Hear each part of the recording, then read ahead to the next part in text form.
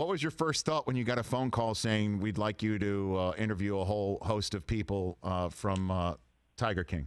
What did you think there? I thought, wow, Ted Sarandos lost a bet and had to ask me to do it. So too bad for you, Ted. Right. Ted is a very nice man to me, and he runs the whole place. And he and Joel Gallen, I really don't know why, but I wasn't going to ask. And I don't know if they knew if they thought, here's a guy who loves snow leopards that you find in vans, Joel McHale, and which if you have seen the first 5 minutes of the show, that Yes. reference will make sense. I was thrilled to do it because the show it really is truly fascinating, and I watched all the David Spade interviews Yes. with all the cast members, and so I was thrilled to follow up on that. And I in my mind, their answers did not disappoint. Did you hear Jeffrey Ross's interview with Joe Exotic? Did you hear that one on his podcast, Joel?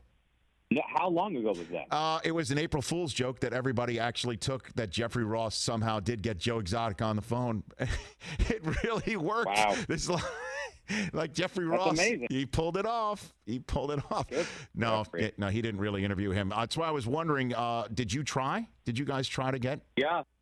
And we almost got him but it was because, from what I understand, there was some stuff going on with the virus and the jail, and he was being moved, or he was moved, or he wasn't. I wasn't sure, and so we had it scheduled for Thursday, the day the special was supposed to be released, but Right. then and we were pushing it, and we just couldn't wait any longer, and it was too uncertain, so we just went ahead with who we had, and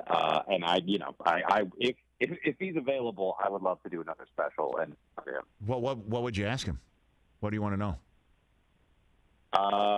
Why did he wear a priest's outfit to Travis's funeral?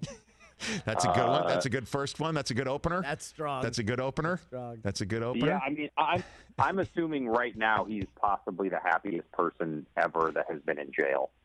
He's gotten everything he's wanted, and in that he is famous. I'm sure he couldn't even have imagined it. Maybe knowing him, he probably could have. So I've got I would have a lot of questions ready to go, and not all of them, because I wanted the interview to be. I didn't want to just be light affair. I wanted to be. I talked to each of them for about an hour, and they whittled each of those down to about 7 minutes. But I really wanted to have a conversation and get actual answers out, not just throw jokes out or anything like that. No, I know that the internet. Because this is a serious subject. I mean, and I think that's the ultimate aspect of this. Is Joel McHale joining me here on the Rich Eisen Show? Is that there's a lot of wild stuff, and it's like rubbernecking sometimes, where you're just driving slowly by and you can't take your eyes off of some sort of accident, or disaster. Yeah. But there is a lot of seriousness to it, and I noticed. Yep. Did you try to interview Carol Baskin as well, Joel? No, they didn't even, because I'm assuming, not surprisingly, they're not happy. She's obviously anybody who sees it, 99% of those people go, oh yeah, she killed her ex-husband. And they put I don't know if you saw the video on YouTube of her current husband, giving like a 10-minute argument as to how they were set up and all that stuff. I don't know if you saw that. I have not. I will do that. I will be in on that. And then they have a website. So I wanted it to be well-rounded. And I asked everybody on those interviews whether she did it, and they all thought she did. And no one's really addressing as much how Doc Antle is one of the creepier guys I've ever encountered with my eyes or ears, with his harem of women, and he actually said because I was doing a bunch of research, but he said in a radio interview about John Finley, and John Finley is the guy that had his shirt off for all the interviews, yes. And he had a couple of teeth, and now he has new teeth, obviously, gloriously new teeth.